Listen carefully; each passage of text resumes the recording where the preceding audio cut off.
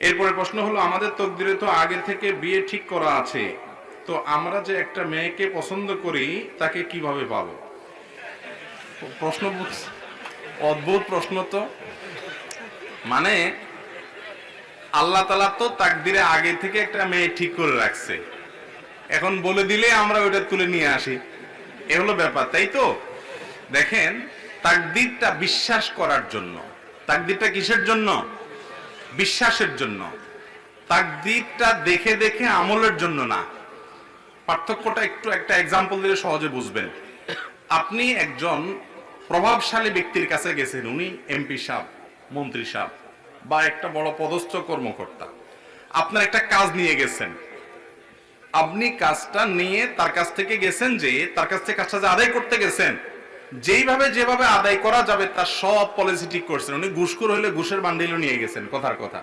অথবা উনি যেভাবে গেলে, যারা দিয়া ধরলে বললে, যেভাবে বললে খুশি হবে আপনার কাজটা করে দিবে, আপনি সেগুলো সব ঠিকঠাক মতো করে নিয়ে গেছেন। এরপরেও আপনি জানেন যে ওনার ইচ্ছার উপরে নির্ভরশীল, উনি দিলে হবে, না দিলে হবে না।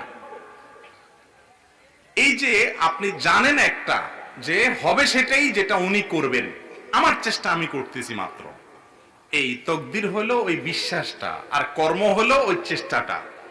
তকদিরটা বিশ্বাস করার জন্য। এখন আপনি যদি বলেন উনি যা বলবেন তাই তো হবে, উনি দিলে এটা হবে, আমার কাজটা না হলে হবে না, তাহলে চেষ্টা মেষ্টা বাদ দিয়া যদি আপনি বলেন যে ওনার নিয়তে কি আছে আগে ওইটা দেখে আবিষ্কার করার চেষ্টা করি, তাহলে জীবনও আপনার কাজ আর হবে না। আপনি আপনার চেষ্টা করবেন, বিশ্বাস থাকবে হবে সেটাই, যেটা উনি করবেন, সিদ্ধান্ত নেবেন।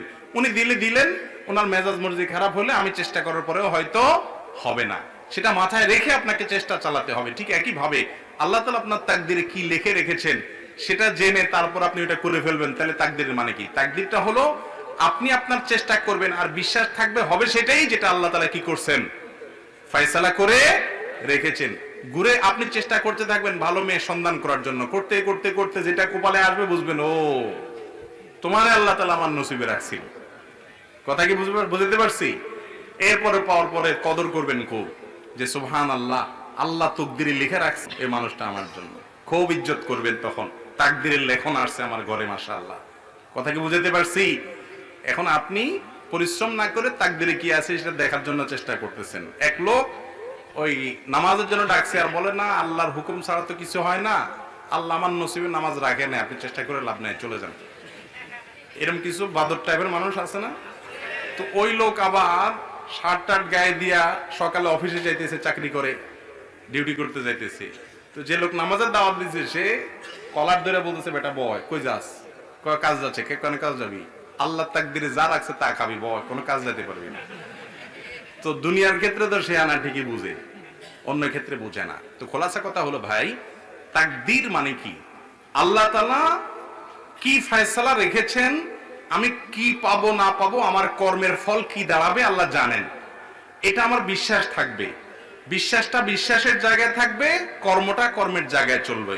কর্মটাকে বিশ্বাসের সাথে রিলেট করে, বিশ্বাসের উপর নির্ভরে কর্মটাকে থামিয়ে দেওয়া বা কর্মটাকে নির্ধারণ করার নির্দেশ আমাদেরকে করা হয় না। নবী করিম সাল্লাল্লাহু আলাইহি ওয়াসাল্লাম বলেছেন, ই'মালু ই'মালু, তোমরা তোমাদের কাজ করতে থাকো, যেটা নসিবে লেখা আছে কাজ করতে করতে তুমি সেই জায়গাতেই যাবা। কথা কি বুঝাতে পারছি?